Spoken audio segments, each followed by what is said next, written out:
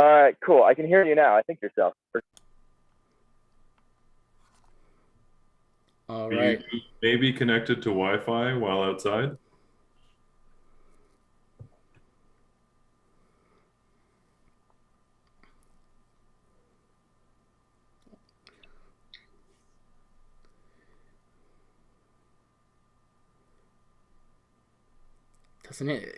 Doesn't it look like a watercolor painting? It is so pretty. All Are you right. maybe connected to Wi-Fi while outside? Are you maybe connected to Wi-Fi while outside? I am not. I am not connected to Wi-Fi.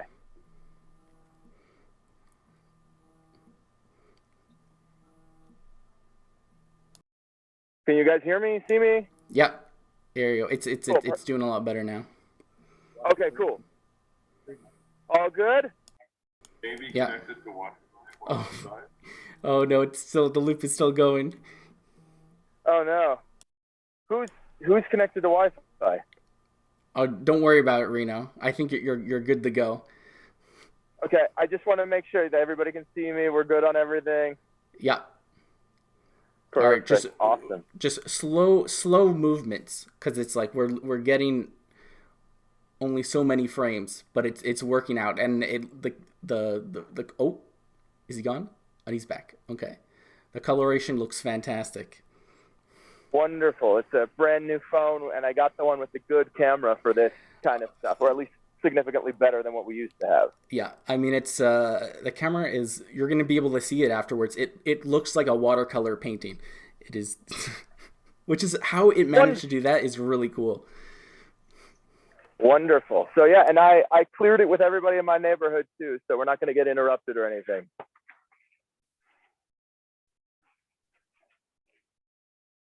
All right, and you guys can see me, hear me, all good? Yep. Perfect. Cool. I'll do a bit of an introduction. Are we already live? Yes, sir. Perfect. Hey, welcome everybody to the supermoon Atenoux, our welcoming of the full moon. And today I thought I would try something a little bit different.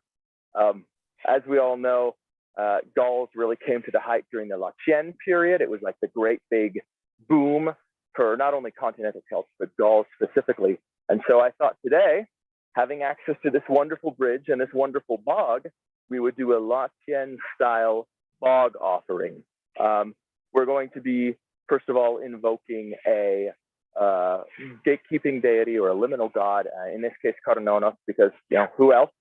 We're also going to be addressing a divine couple. This is something that Nertatus talked a lot about in his Chimeraton presentation, and something that's really resonated with me. His theory that the missing hearth goddess within Gaulish polytheism may in fact be a divine couple is something that I think is really, really fascinating and really intriguing, and I've been experimenting with that. So we're going to address a divine couple. In this case, it's going to be Taranis and Rhaetia. And later on, because it's supermoon, we're also going to give an offering to Sirona, our beloved lady of the moon, or for some people, stars, but either way, very celestial, very healing. And so we're going to attempt to reach out to her on this date here. So yeah, first things first, I'm going to be claiming the space, cleansing the space, making it safe and pure for ritual. And then we're going to get started.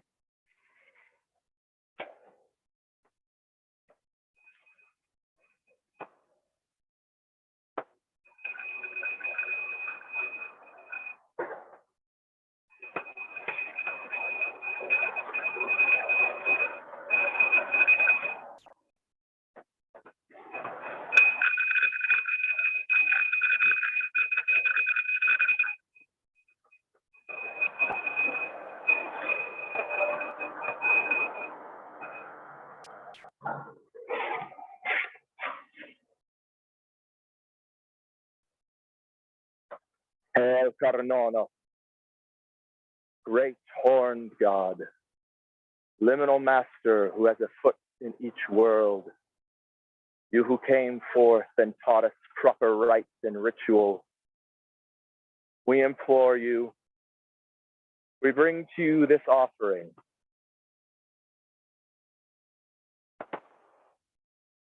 This miniature torque replica Know that it is freely given and may it please. We ask for your help. May the doors be opened and our prayers fly to the seat of the Diwas. Help us make good prayers. May they be pleasing and effective. Hail to you.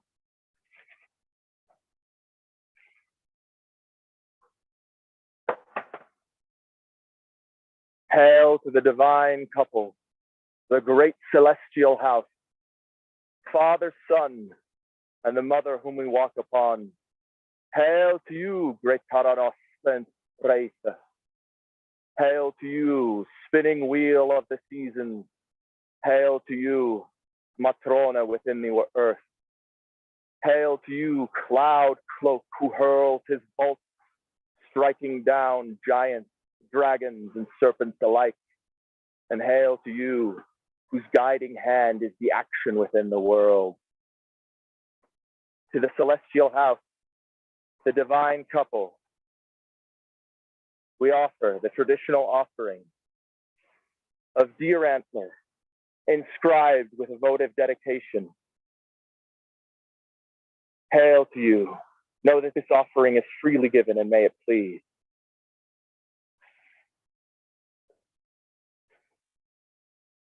To the celestial house, we also give this golden armoring. Know that it is freely given and may it please.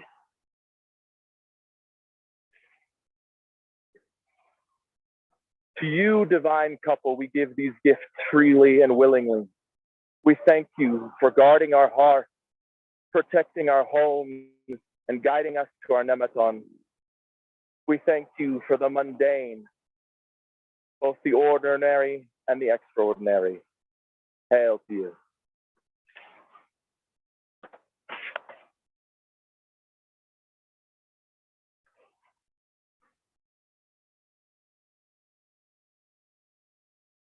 Hail Sirona, great keeper of the snake egg.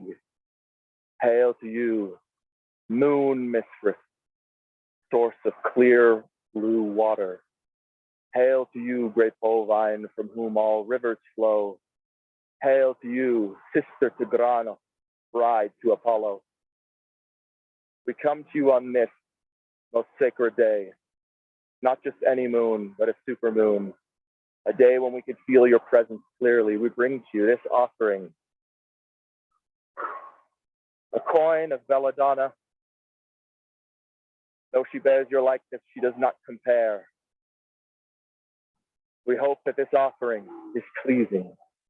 May you regard it as an idol given to you, ritualistically destroyed so we can no longer use it in the mundane, but may its essence instead fly to you.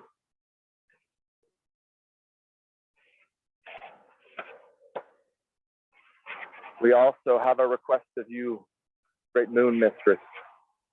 We bring to you this pin from my bureau. It has adorned this cloak since the day I first worn it, and I'm bringing it today to you. May this offering serve to please. May it be welcome. I ask for healing for those who might need it. For all of Tudegalacion, all of the Datla, and all our honored guests who attend here today, if they so desire it, I ask that you make healing available to them, be that mental, be that physical. Give them the strength to go through trials that they need to, and give them the patience to endure, and allow these experiences to grant them knowledge. Hail to you. To the genus Loki and spirits of the place, to the Aguana, great spirits of the water, to all of the smaller spirits who may dwell about, to the pond and this bridge, to all of you, we bring this traditional offering of iron nails. Know that it is freely given, and may it please. And we thank you for allowing us to establish a nematon here to reach the Diwas. We praise your hospitality and we thank you. Know that it is freely given, and may it please. We thank you, everyone in attendance. We thank you, Spirit. We thank you, Sirona. We thank you, divine couples, Harani and Doreti. We thank you, Carnona, Brasunte.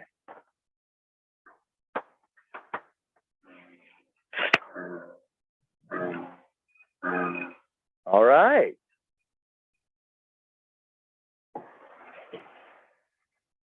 Boom. Oh my goodness, Reno, my respect for you has grown tremendously. That you can do this like out in the middle of public. You cleared it with all your neighbors. Also, did you see the random dog walkers walk by? That I would have just been like panicking. Well, they looked over, and I was like, I don't know you people at all. So I'm probably never gonna. I've lived here for 8 months. I've never seen them. I'm probably another 8 months until I see them again. I'm not worried. Oh my goodness, yeah. Like, so, and part of it too is that you This clear. is our beautiful little. Yeah, Boom. that is so cute. Like, you just have that kind of nestled in your community. Yes, we do. Yes, we do. And I know there's some talk about the ecological impact, and I want to be clear because I did deposit metal offerings in there. This pond is dredged. Do it twice a year, and so anything that I throw in there will be pulled up and disturb the wildlife in there. But they need to clear, because technically, even though this is a pond, it's a bog because of all the peat and all of the decaying plant matter. So they need to dredge it twice a year, and so all that stuff gets pulled back up. I don't use anything that will have a negative impact on the animals that live there. And they did accidentally use the wrong weed killer a couple days ago, so all the more fragile animals, like fish, they are no longer in there. Oh, no. Yeah. So, yeah, that was that. Right on. So, my wondering too is like, what was it that you talked to your neighbors and just were like, hey, I'm gonna be doing a pagan ritual out at the bog today. How did that go? I just told everybody that was out there. I said, hey, I'm gonna be filming something on the bridge. Okay. It's gonna be a little weird, but I'll make sure you're not in it. And they said, okay, cool, no problem. And no one cared. They didn't ask for any further context. It's gonna be weird. Oh my goodness. Yeah, that was really great. Well, thank you. I'm glad you guys liked it. If anyone has any questions or musings, or anyone just wants to talk a little bit. Yeah.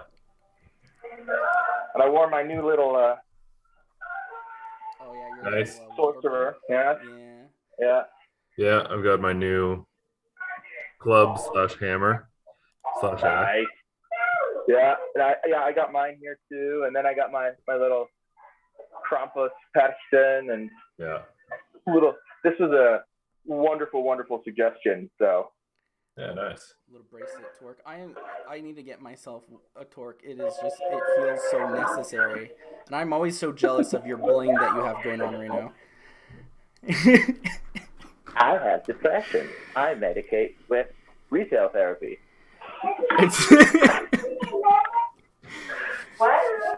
Oh my goodness! So you've been really enjoying the environment of Colorado since your move?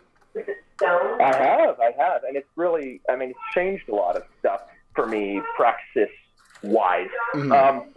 When I was in Texas, I had a very different interpretation of things, and I moved here in the environment, and it really just clicked a lot of things into place. And the fact that Colorado, in some capacity, really mirrors Switzerland, re-inspired me to look back at that kind of stuff. Yeah. Yeah. The North American Alps. Exactly, and that's where the whole, idea of the veneration stuff, but that's also, reignited a lot of my passion for Helvetii stuff. So it's just been wonderful. Yeah, and because I know you've been, if anyone hasn't watched it already, on our YouTube channel, I know Reno has done a lengthy presentation on the rations and exploring it in ways that has not otherwise been available to really anyone, right? Like one of the books you got was like a super niche book, only available in German, right? Yeah, well, there were both. There's two books, and one of them is only available from that one printing from like 79. And, you know, anyone who's doing any sort of scholarship or recon, 79, you're thinking, boy, it's got to be out of date. And you're probably right, but that's the only scholarly source on it. Yeah. And then there's also the Dolomite sagas, which are a collection of fairy tales and sagas relating to the Rations. But because, you know, and it's been determined that the core of the story is still very, very true, but all the names and a lot of themes have completely changed. And so you end up with this strange mix of Ration, Gaulish, and Germanic. It's very, very fun. There's a character who's mentioned as the wise old Silvano who lives in the woods. Oh. And when they meet him, he has 1 foot in the river and 1 foot out of the river, and that's just where he stands. And if you throw like an axe in the river in front of him, he'll give you advice. I'm like, that's so cool. That's a Celtic thing. That's a Celtic thing. I'm pretty sure I know who that's supposed to be too, but it's really neat. And of course, there's nothing, you know, serious. There's a character that shows up that's a lot like Frauholle, but is called Hemlock. But that's clearly, you know, just an allusion to her domain and all that. Yeah, that is so cool. And I've been really enjoying your mountain work too. It has inspired me to look at Noric stuff too, because it feels like Noric stuff also like carries a big band of similarity between the Ration and the Helvetii. Mm-hmm. Well, and I think a lot of it too is, you know, you have a Paleo-European civilization, and the Venetians to a large degree now are also considered Paleo-European. Mm-hmm.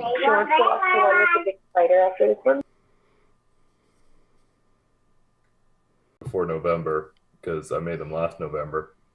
So I have an idle tab Nova that I have to get or make. And that should probably be a top priority. I also have an Ultrich Nunos that I have to get or make, and my plan A, I think I'm gonna have to push back a year because it relies on a friend who's a crafter who I think has their plate full at the moment. So I don't want to cause them any stress. So I think I'm just gonna find a workaround and make a little temporary altar and then put in place the one that I had in mind afterwards. So I think mostly I'm going to be focusing on those two. With Abnoba, I also want to, I'd done a ritual asking her some questions directly, and I put that on the Sepanoi Roti on followersofthewheel.org there. I put it on our blog.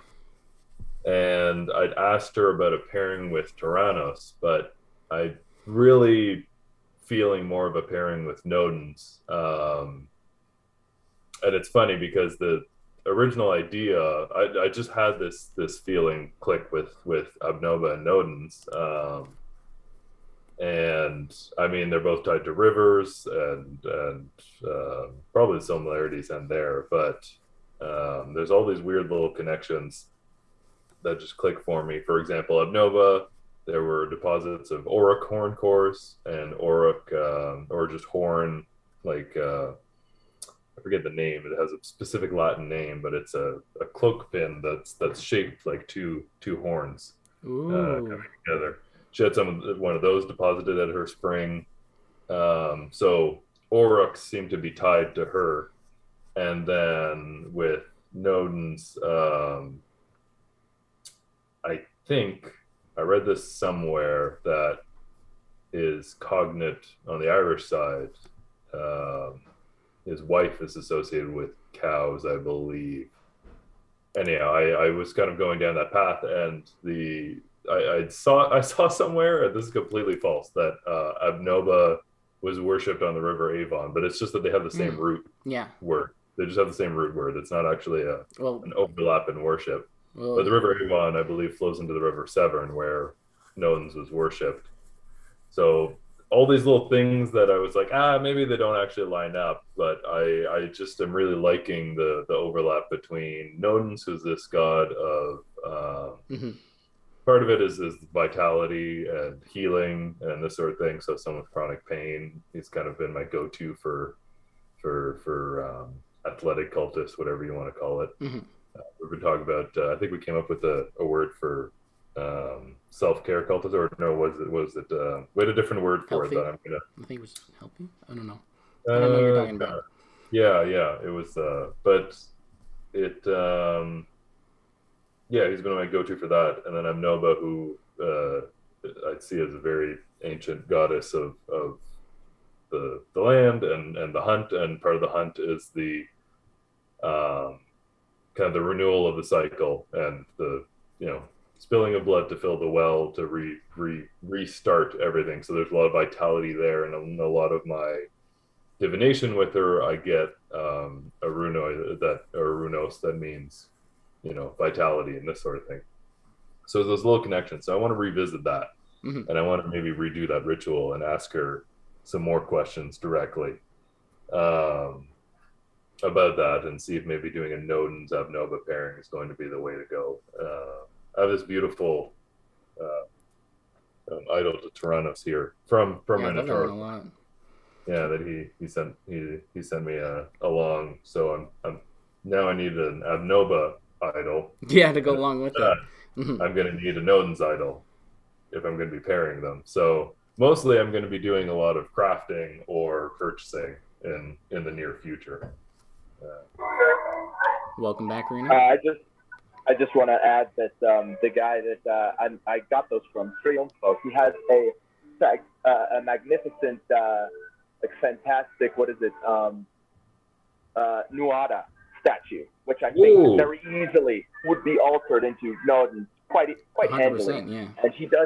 And he has a couple of designs. I think the design for Hell, which is what I ended up getting my Felhola one based off of, was the design of Hell, and he has it available in a smaller shape, is also really, really kind of, underworldy vibey. Yeah. And this is my new Tyrannos, because Tyrannos Srani is a lot more cosmic in my practice now. Right. So that's the new one. That's why the old one freed up. Yeah, right on. Your altar setup is always amazing, But I think that's going to be a good time to end it for today. Thank you, everyone, for watching. Thank you, Reno. Thank you, Nortantis. Thank you, everyone from To the Galatian, who also, joined in on the Zoom call and was here. Reno, this was a fantastic ritual. Despite all the technical difficulties, you put on something that was quite beautiful. So well, good. I hope it's only up from here. So because we're trying to increase in quality and production and all that. Yeah. So slowly over time. But from all of us here at To the Galatian, have a